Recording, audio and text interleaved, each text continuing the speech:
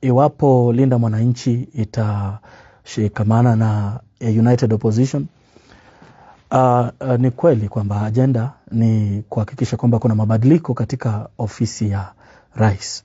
Tunataka kwamba in 2027 tumuondoe William Ruto ili kuja na kiongozi mpya ambaye atafix hii nchi, ambaye kwangu ni naona kwamba ni Dr. Fred Matiang'i ndiye ataweza kuiongoza hii nchi kwa sababu ni mtu famu.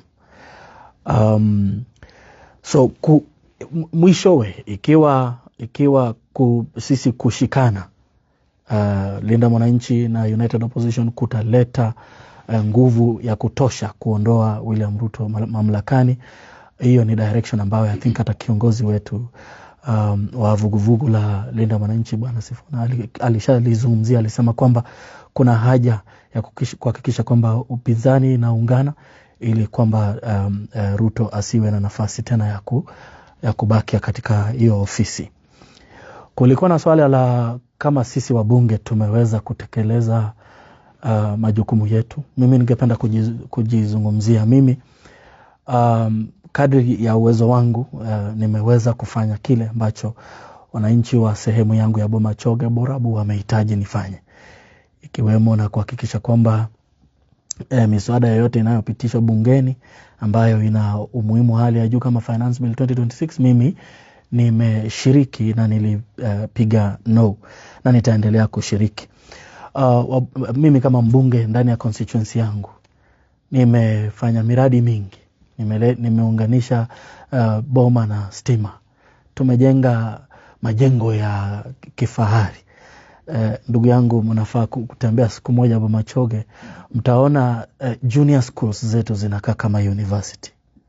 Nashukuru hii ni juhudi ya hii ni mgao wa fedha unaojulikana kama National Government Constituency Development Fund. Mheshimiwa, pale ukijibu hilo la hiyo NGCDF, na swali lile la kwa nini nyinyi wabunge mlikuwa juu sana kupinga kabisa kuondolewa kwa ile, kwa sababu kulikuwa na pendekezo la mbona hili isiondolewe na liwekwe katika kapu moja, kwa sababu tunaona kuna inequality, kuna constituency ambayo pesa zinaliwa, kwingine kunaona kuna kimradi, kwingine kunajiuliza kwani na ni pesa sawa ambazo zinatolewa kwa all constituencies. Kukawa na pendekezo la kwa nini hizi pesa zisiwekwe katika kapu moja na kisha iweze kuwezesha free primary and free secondary school education kwa kila mwanafunzi kote nchini Kenya katika constituencies zote 290. Hatujapinga. Kuna bazari za aina nyingi sana. Kuna za county, kuna za president. Kuna pendekezo hilo na linaangaliwa. Ikiweza kuwezekana itakuwa vizuri. Sisi hatupingi kwamba bazaries zichukuliwe ziwekwe kwa, ni pendekezo ambalo linaonekana ni nzuri na ambalo linaweza kutekelezwa. Kama mheshimiwa tuseme tu kweli na ili tuambie tu hapa tutaambia mtu kwamba hii ndio political tool yenu ya kutumia kidogo campaign namna hii namna ile kuelekea uchaguzi mkuu. Hapana. Unajua, by the way, National Government Constituency Development Fund iko ina system yake ambayo inaiendesha. Sisi wabunge wananchi hawakubali na nyinyi hamkubali kwamba we have very little influence over the affairs of National Government Constituency Development Fund. Na kwa constituency yetu tumetoa milioni 73 na tumewapatia applicants zaidi ya 13,000. Hatuna interest kabisa ndugu yangu ya kuhakikisha kwamba tunasema. Unasikia mbunge anasema kwamba huyu ni mzaliwa wapi, huyu akuna idea wapi, anapiga kura wapi, ni mpiga kura wa wapi? Maswali mnauliza mheshimiwa. Katika nchi kila mtu ni mpiga kura mahali fulani. Katika hii nchi kila mtu ni mpiga kura mahali fulani.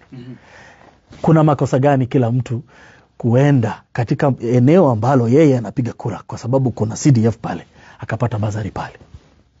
Kwa hivyo nasema mwananchi wa asiyekuwa wa Bomachoge Borabu asahau kabisa kupata basari kutoka Bomachoge Borabu. Hata kama ni mtu ambaye anachangia uchumi wa Bomachoge. Umelisema wewe hilo umenisemea. Mimi nimesema. Mheshimiwa, kusabia muda ningependa kuna swali moja muhimu umeulizwa hapa. Uko Linda Mwananchi lakini mnapigia kwa debe mtu ambaye yuko United Opposition. Actually mtu ambaye yuko chama cha Jubilee kwa rais. Kwani Linda Mwananchi mumejipiga, yani mmejitathmini mkaona kwamba nyinyi hamwezi toa mgombea wa rais? Tunaweza. Na mbona mnapigia debe mtu ambaye hayupo ndani ya Linda Mwananchi? Tunaweza kutoa presidential candidate. Na presidential candidate pale ni ndugu yetu Sifuna. Naelewa. Na James Orengo anajiita nini? Na James Orengo pia ni mgombea katika Linda Mwananchi, pia yeye anatafuta urais.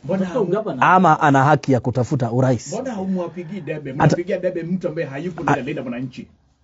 Ni kwa sababu mimi nilishatangaza kwamba my preferred presidential candidate atakuwa Dr. Fred Matiang'i kabla hatujaingia hafla ama vuguvugu hili la Linda Mwananchi. Mbona usiingie tu Jubilee?